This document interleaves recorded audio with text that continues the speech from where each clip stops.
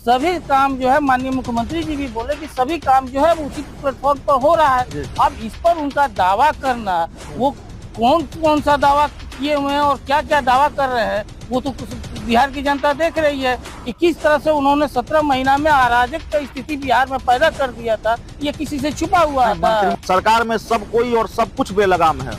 देखिए, वो बेलगाम था, लेकिन ये 28 तारीख से बेलगाम खत्म हो गया।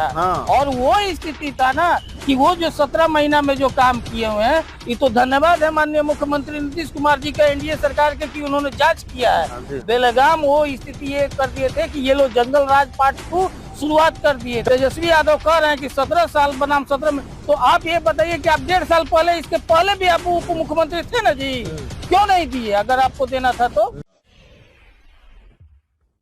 देखिए, इस वक्त बिहार की सियासत से जुड़ा हुआ अगर कोई सबसे बड़ा सवाल है तो ये है कि क्या 2024 में ही बिहार में विधानसभा के चुनाव होंगे। तेजस्वी यादव ये दावा कर रहे हैं कि एनडीए में ये डील हुई है नीतीश कुमार की एनडीए के साथ। तेजस्वी यादव ने एक ट्वीट भी किया है, बयान भी दे रहे हैं। उन्होंने लिखा है कि नीतीश जी एनडीए से गठबंधन डील के तहत विधानसभा भंग करना चाहते हैं। लगभग 1 महीना होने वाला है, लेकिन बिहार में कैबिनेट विस्तार नहीं हुआ है। बीजेपी जेडीयू में अविश्वास की खाई चौड़ी हो चुकी है। हमारे साथ जेडीयू के प्रदेश सचिव राजेश तिवारी साहब हैं। तिवारी साहब, मंत्रिमंडल विस्तार नहीं हुआ है और डील एनडीए से ये है कि विधानसभा भंग कराकर चुनाव कराना है। दावा आप तेजस्वी यादव का है।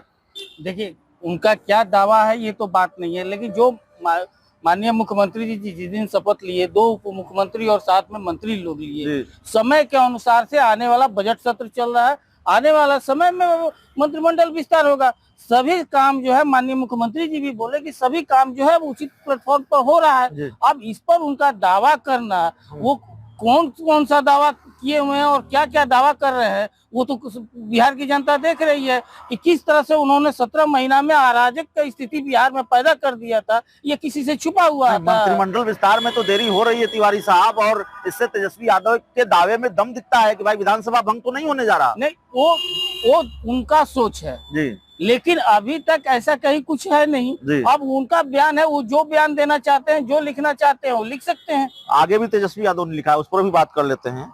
ये तो हमने उनका आधा ट्वीट आपको बताया। उन्होंने लिखा कि 3 नंबर की पार्टी के मुखिया द्वारा विगत 3 साल में 3 बार शपथ लेने के कारण बिहार में अब शासन नाम की कोई चीज नहीं है। सरकार में सब कोई और सब कुछ बेलगाम है।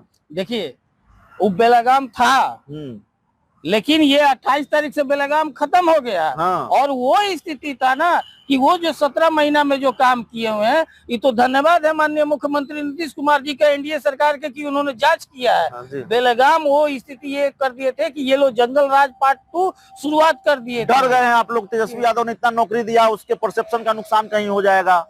तेजस्वी यादव अगर नौकरी कौन दी है? तेजस्वी यादव कह रहे हैं कि 17 साल बनाम 17 में, तो आप ये बताइए कि आप 1.5 साल पहले, इसके पहले भी आप उप मुख्यमंत्री थे ना जी, क्यों नहीं दिए अगर आपको देना था तो?